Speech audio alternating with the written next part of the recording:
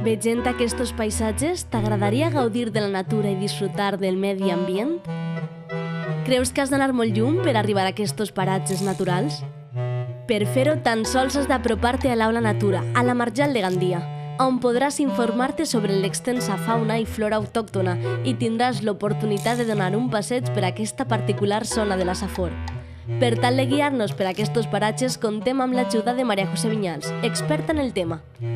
Soc Maria José Viñals, soc professora de la Universitat Politècnica de València, directora del Centre Espanyol de Zones Humides i directora diària també de la Vicerrectorat d'Infraestructures de la Universitat Politècnica de València. El Centre Espanyol de Zones Humides és una institució que dependeix de la Fundació Biodiversitat del Ministeri Espanyol de Medi Ambient, Medi Rural i Medi Marí, i que es va crear amb un conveni on participaven l'Ajuntament de Gandia, Universitat de València, Estudi General, Universitat Politècnica i la Fundació Biodiversitat. I es dedica, té un àmbit nacional, es dedica a promoure la conservació de les zones humides de l'estat espanyol. El projecte Infomarjal és una iniciativa que hem volgut posar en marxa en col·laboració amb les empreses turístiques d'ací de la comarca, bàsicament, i consisteix en que elles ens ajuden a donar-li difusió, una difusió de qualitat sobre les activitats que es fan ací a l'Aula Natura i a la Marjal de Gandia, i nosaltres associem aquestes empreses com a col·laboradores de l'Aula Natura, és a dir, elles estan donant a la gent tríptics i els informadors que treballen als hotels, la gent que està en recepció, han vingut, han fet cursets amb nosaltres, les hem explicat en detall tot el que es pot fer ací perquè puguen explicar ells mateixos als turistes i als seus clients sobre les activitats que es fan ací. És una de les més importants perquè donen molt de fundament a lo que és la nostra pròpia vida.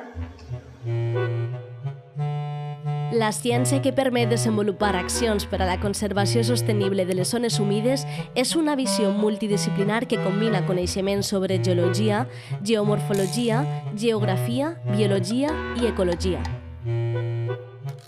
Bé, així des de l'Aula Natura el que fem són visites concertades per a grups en els quals ensenyem tant el que seria el centre que tenim així al nostre voltant com el que seria també part del que seria la Marjal.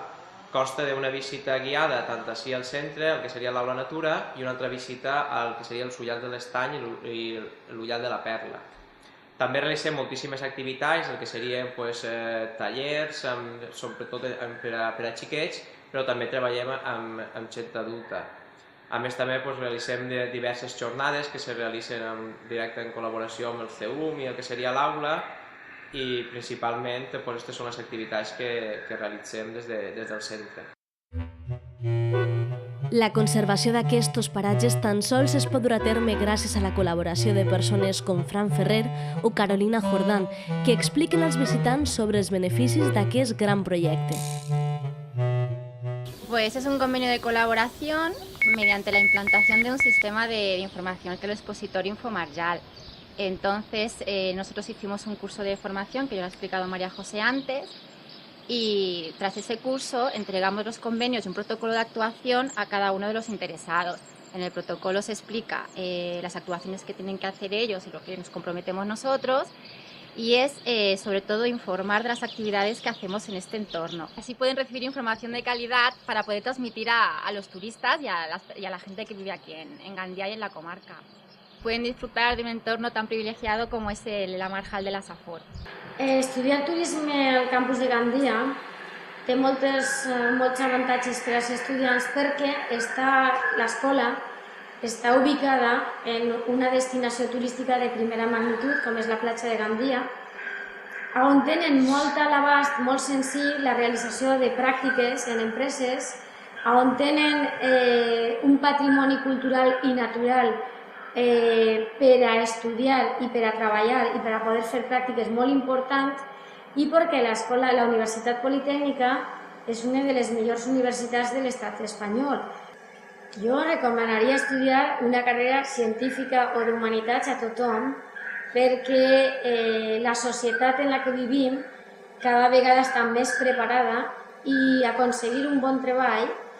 és cosa de la gent que tinga més estudis. És a dir, tenim que ser flexibles, però tenim que tenir estudis si volem optar a un bon treball. I nosaltres, que ja tenim una certa edat, que no estem tan joves, ens adonem que la vida és llarga, el treball t'ocupa moltes hores de la teua vida i tindre un treball que t'agrada,